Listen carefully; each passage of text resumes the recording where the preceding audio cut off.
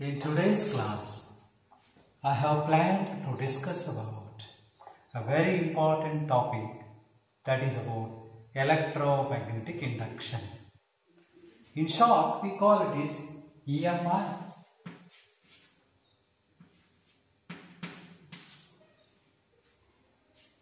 This electromagnetic induction phenomena, for the first time, it was invented by Michael Faraday and Henry.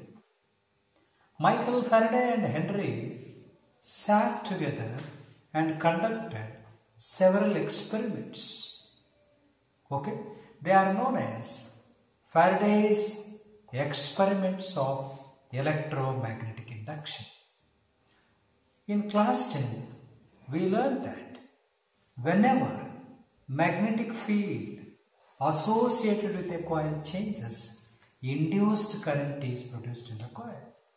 Yes, here is a coil, and here is a magnet. When the magnet is moved into the coil and out of coil, induced current is produced in the coil.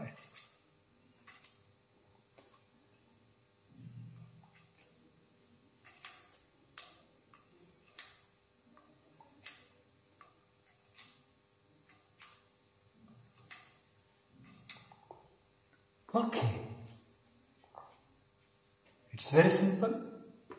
Whenever magnetic field associated with the coil changes, induced current is produced in the coil. Here is a coil. The coil is connected to two LED lamps. When the magnetic flux linked with the coil changes, induced current is produced. And the direction of the induced current, it depends on the polarity that we are taking towards the coil or away from the coil. When the magnet is moved towards the coil, the deflection in the galvanometer will be one side. Okay, so instead of LED lamps, we can connect a moving coil galvanometer. When the magnet is taken towards the coil, when the north pole of the magnet is taken towards the coil, the direction of the induced current may be clockwise or anti-clockwise. But when the north pole is taken away, this time the direction of the deflection will be opposite side, opposite to the earlier one. It means that the direction of the induced EMF, it depends on the polarity that is taken towards the coil and away from the coil. What exactly happening here? When the magnet is taken into the coil and out of the coil, the magnetic field linked with the coil changes, induced current is produced in the coil. Okay, so this experiment is the Faraday's first experiment. Let us see that experiment. We have a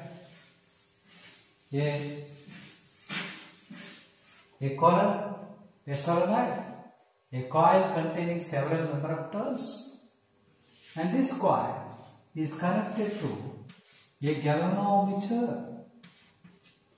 Galvanometer is a device which is used to detect the presence of current in a circuit. Well, the north pole is taken towards the coil.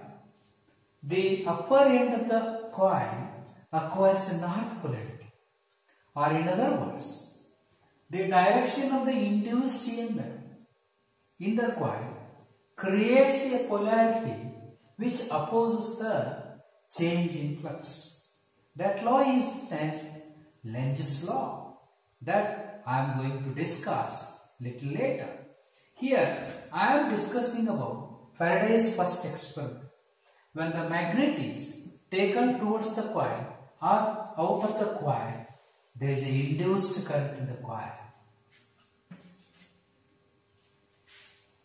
Okay, if the magnet is kept stationary, no induced current. If the magnet is kept stationary like this, no induced current. Induced current depends on the number of turns that are available in the coil. If there are large number of turns, then there will be a large induced current. It also depends on the strength of the magnet. If the strength of magnet is large, there will be large induced current. Induced current also depends on how fast the magnet moves into the coil or out of coil. Faster the magnet moves, larger will be the induced current.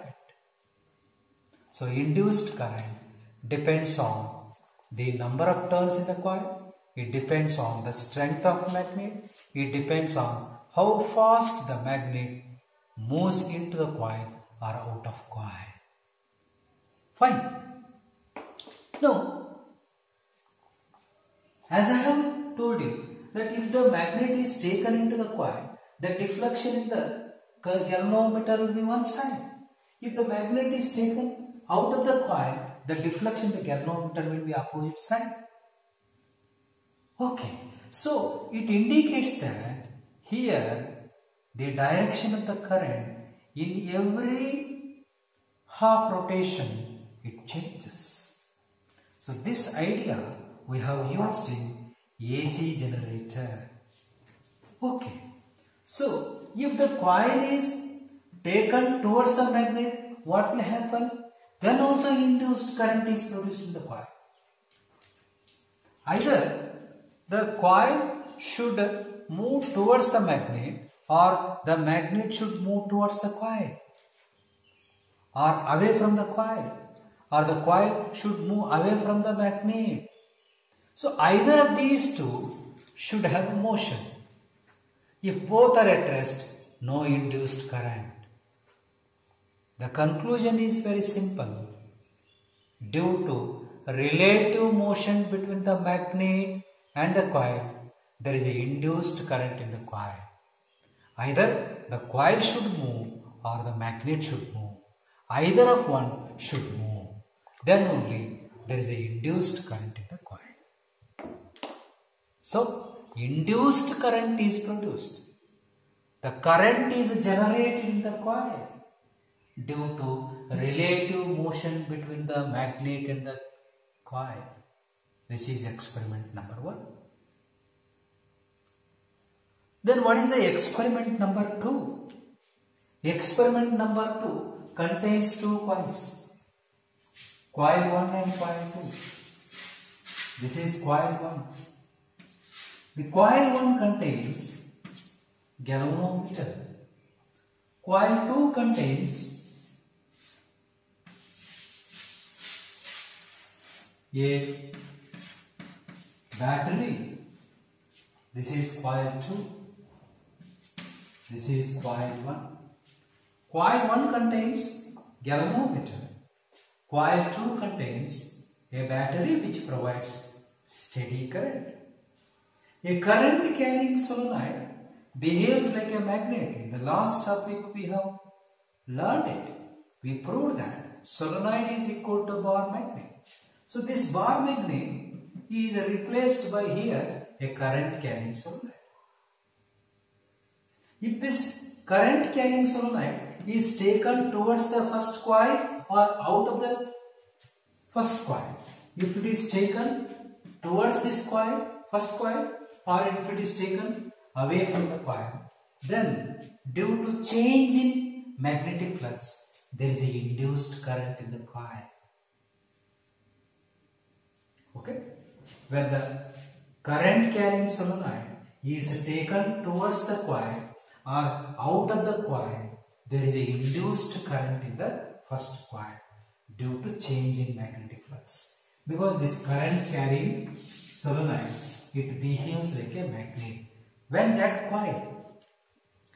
that current carrying coil is taken towards the coil, then the magnetic flux linked to this coil changes. Either the number of lines linking to the coil increases or the number of lines linking to the coil decreases. So due to change in magnetic flux, the induced current is produced in the coil. So if you compare experiment 1 with experiment 2, in the experiment 1 there is a bar magnet. In the experiment 2, in place of bar magnet, there is a current carrying solenoid. It behaves like a bar magnet. So whenever the coil is moved towards the first coil, or the coil is moved, that is second coil is moved out of the first coil, due to change in magnetic flux, there is an induced current in the first coil. That we can see through the deflection of the galvanometer. Right. Now let us see the third experiment. In third experiment, there is no relative motion. In the first experiment, due to relative motion between the magnet and the coil, there is an induced current in the coil. In the second experiment, due to relative motion between the first coil and the second coil, there is an induced current in the first coil. But in the third experiment, when the current changes in the first coil or in the second coil, there is an induced current in the neighboring coil. We have two coils here. This is coil number 1. Coil 1 is containing galvanometer. Whenever current changes in the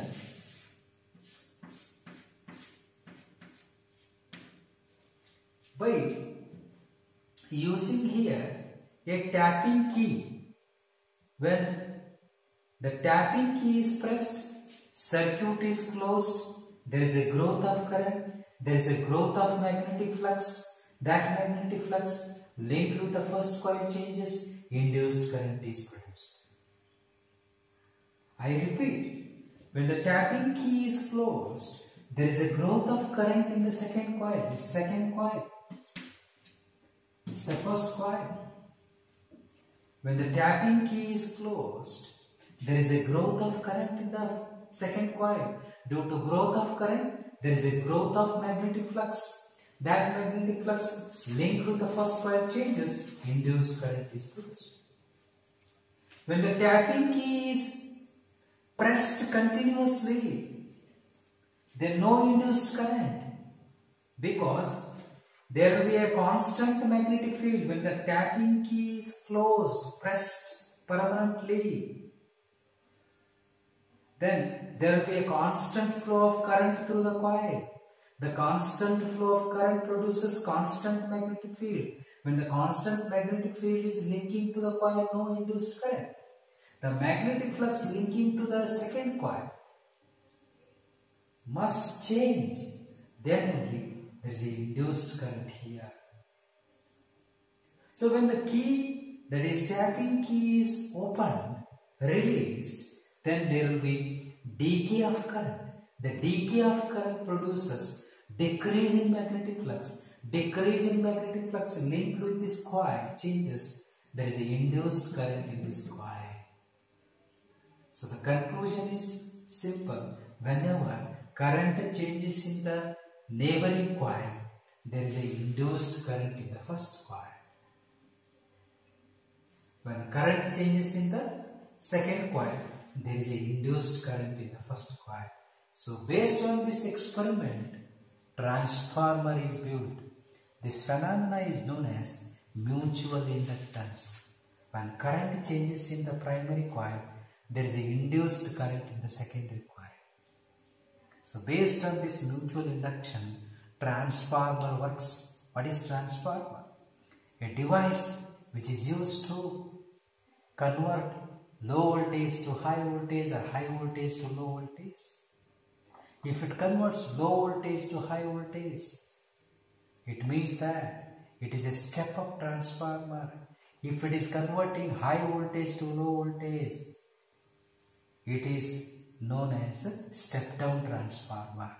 So that we are going to discuss in the next chapter, that is alternating current. Fine. Now let us try to derive the important laws of electromagnetic induction. They are also known as Faraday's laws of electromagnetic induction. Two important laws are there. Faraday concluded, drawn these two laws from three important experiments. The first law says that whenever magnetic field linked with a coil changes, there is an induced current in the coil. Whenever magnetic flux linked with a coil changes, there is an induced current in the coil. That phenomena is known as electromagnetic induction, and this is Faraday's first law of electromagnetic induction. Then what is the second law? The induced EMF in the coil. The induced EMF in the coil is directly proportional to rate of change of magnetic flux. Here is a coil, here is a magnet, here is a magnet. If the rate of change of magnetic flux is faster, there will be a large induced EMF, or there will be a large induced current. So induced current, induced EMF in the coil is directly proportional to rate of change of flux. You can see here, if the rate of change of flux is faster, then there will be a large current. How do we write? How do we write? The statement is very simple. Induced EMF in a coil is directly proportional to rate of change of magnetic flux. Now, let me write that second law, Faraday's second law of electromagnetic induction. We write mathematically, induced EMF in a coil is directly proportional to rate means time, rate of change of magnetic flux, rate of change of magnetic flux. Magnetic flux is denoted by a symbol phi. What is magnetic flux? The number of magnetic field lines that are passing through an element area. Yes, here is a magnet, here is a magnet, and here is a coil. When magnet is taken towards the coil, the number of magnetic field lines that are passing through this element, the number of magnetic field lines that are passing through an element area is known as magnetic flux. Number of magnetic field lines that are passing through an element area. Okay, here, rate of change of magnetic flux. Okay, so induced EMF is equal to minus into N into d phi by dt. N means here total number of turns that are available in the solenoid. If there is only one turn, then it will be minus d phi by dt. If there are n number of turns, then it will be n d phi by dt. So induced EMF depends on not only the rate of change of flux, it also depends on the number of turns present in the solenoid. Larger the number of turns, larger would be the induced EMF. Fine. Then, what is this negative sign? According to Lenz's law, the induced EMF in a coil creates a polarity which always opposes the change in flux. I repeat, according to Lenz's law states that the direction of the induced EMF in a coil which creates a polarity that opposes the change in flux. Lentz's law states that a polarity is created by the induced EMF is such a way that it always opposes the change in flux. In other words, the direction of the induced EMF in a coil creates a polarity here which opposes the change in magnetic flux. Okay, therefore, if the north pole is taken, towards the coil, a north pole only created. So, this north pole is created by the direction of the induced EMF in the coil. Yes, I can draw and show you. Here is a coil containing L meter. If you bring north pole here, the induced EMF in the coil is such that a polarity is created and that opposes the change in flux. The direction of the induced EMF in a coil is such that which creates a polarity and that polarity tends to oppose the change in flux. This law is known as Lentz's law. If north pole is taken away, a south pole is created. I can draw them in a simple manner. Yes, you can see here. Here is a coil, here is a coil, here is a coil, here is a coil. If north pole is brought, a north pole only created. In order to create a north pole here, the direction of the induced EMF should be anti-clockwise. If north pole is taken away, due to change in magnetic flux, induced current is produced, and that induced current direction is such that which will oppose the change in flux. So here it will be clockwise, and therefore a south polarity is created. If south pole is brought, here south pole only created. The south pole is created by the direction of the induced EMF, which is clockwise. If south pole is taken away, here the direction of the induced EMF is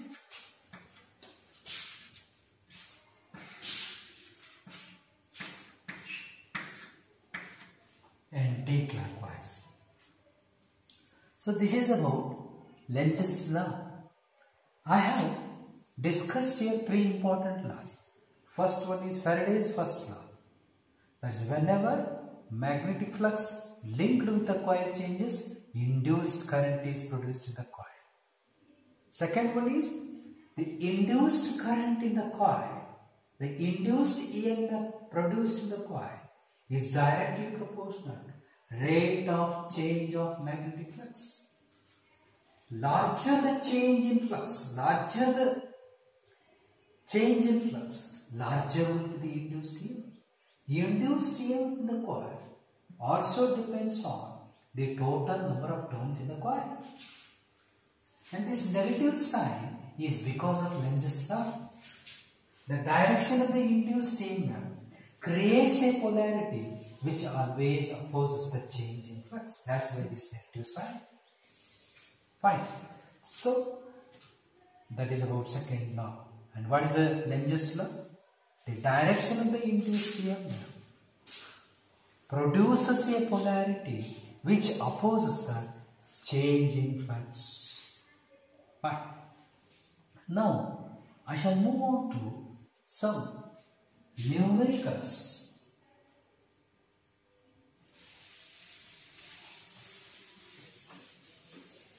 Okay, as we know that the magnetic flux is denoted by phi. How do we define the number of magnetic field lines that are passing through an element area? Suppose we have an element area here, and these are the magnetic field lines. If the direction of area and the direction of magnetic field are in the same direction, then maximum flux. If the area vector and the magnetic field have some angle, then flux may not be maximum. So flux depends on two factors. One is the magnetic field, another one is the area vector, and third one is it also depends on the angle between the two vectors, area vector and magnetic field. So I can write that flux is the dot product of two vectors D dot A or BA cos theta.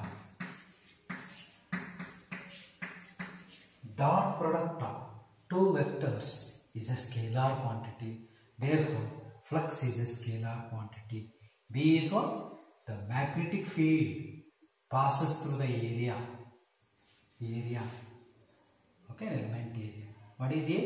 A is the area vector which is always normal to the surface. Suppose if you take, this is the plane, and if this chalk piece indicates the direction of magnetic field, B, and what is the area vector? Area vector is always normal to the surface.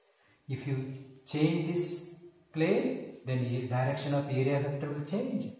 Okay, the angle between the magnetic field and area vector will change. So flux that passes through the area, it depends on the angle.